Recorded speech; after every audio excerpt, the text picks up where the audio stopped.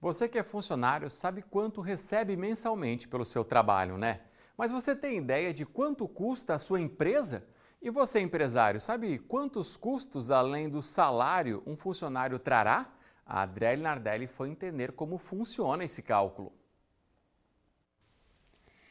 Para a gente falar um pouquinho mais sobre isso, então, eu estou aqui ao lado da Thaís Luiz, que é contadora, e que vai explicar um pouquinho para a gente de como é que funciona isso, né? Essa questão do salário de um funcionário e custo para a empresa. E a gente começa justamente falando disso, né? O que um empregador tem que levar em conta, né, quando ele vai contratar alguém para saber o gasto total que ele vai ter com esse funcionário. Sim, primeiramente a gente precisa avaliar, enquanto empregador, né, que o teu custo com empregados ele não se limita ao salário líquido, né, que tu vai pagar para o teu colaborador. Então, quando tu estás contratando, pensando em contratar ou quando já contratou, quando tu vai fazer uma projeção de custo, tu precisa avaliar todos os impostos incidentes sobre aquele salário. Então, por exemplo, a gente paga um salário líquido ao empregado, o teu custo, né, a tua provisão, ela não pode se basear nesse líquido, porque tu vai ter os impostos, né, que tu repassa ao governo, então tu desconta dos empregados e repassa. Então, o teu custo inicial ele tem que ser o base, né, o bruto do salário dos empregados.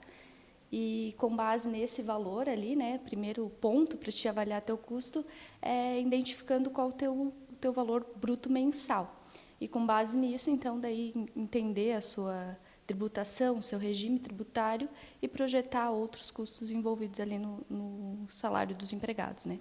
E nisso a gente inclui FGTS, por exemplo, o 13º que tem que se levar em conta também, né? Isso. O primeiro ponto que tu precisa avaliar enquanto empregador é entender em qual regime tributário que tu estás enquadrado, porque isso influencia diretamente no teu custo mensal.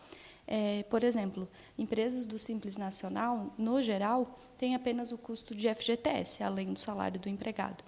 Já empresas de outra tributação, como lucro real, presumido, existem alguns custos de INSS, além daquilo que tu desconta do empregado. Então, vai ter o INSS patronal de 20%, mais terceiros. Então, o primeiro ponto é tu entender em qual regime tua empresa se encontra, né, confirmando com o seu contador, para daí, então, tu encontrar o teu custo mensal bruto, considerando os impostos, né, partindo do FGTS, INSS.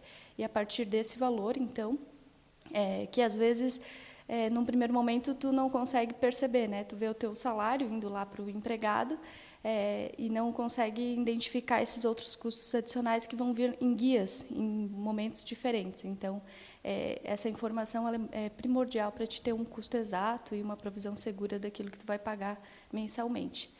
Além disso, né, então a gente faz o pagamento de décimo, férias, em outros momentos durante o ano, mas o ideal é que haja uma provisão desses valores. Então, contabilmente, o termo até utilizado é provisão, onde tu faz, através desse teu custo bruto estipulado com os impostos, uma provisão de avos, né? Então, 1/12 de férias, 1/12 de 13º, e que tu faça essa projeção para que o teu fluxo de caixa esteja alinhado, para que no momento lá, no final do ano, né, onde tem o pagamento do 13º, não seja uma surpresa e isso não esteja bem alinhado no fluxo de caixa, que pode, às vezes, dar alguns probleminhas ali financeiros bem no momento em que tu tem que fazer o pagamento, né? Bom, para a gente tentar resumir, assim, se desse, mais ou menos quanto custa um funcionário para a empresa e quanto esse funcionário vai receber líquido? Uhum. Para a empresa, então, uma empresa do Simples Nacional, o custo mensal do colaborador é o salário bruto mais o 8% de FGTS. Já o empregado, ele vai receber o seu bruto descontado do INSS e do imposto de renda. E daí esse percentual de INSS e imposto de renda vai depender da faixa salarial, né? Então, de 7,5%, por exemplo, de INSS, pode ir a 14%. De imposto de renda também, pode ser até 27,5% de desconto. Então, o líquido do empregado, ele depende da sua faixa salarial. E o custo do empregador depende do regime tributário em que se enquadra. Já uma empresa, por exemplo, do lucro real presumido, o custo patronal de impostos de INSS fica ali numa faixa de 28%, mais o 8% do FGTS. Então, o custo do empregador que está nesse regime ele é bem maior em relação à empresa do Simples, né?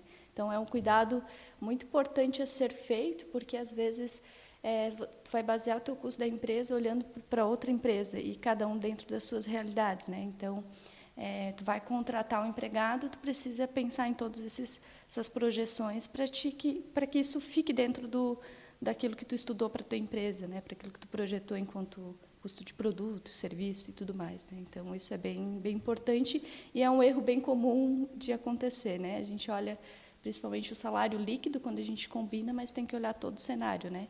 Até para que seja sustentável a manutenção daquele colaborador, né? Para que possa ser feitos recolhimentos, a destinação daquilo que é descontado, então isso é muito importante. Tá certo, obrigada então, né, Thaís, por essas informações. Voltamos ao estúdio.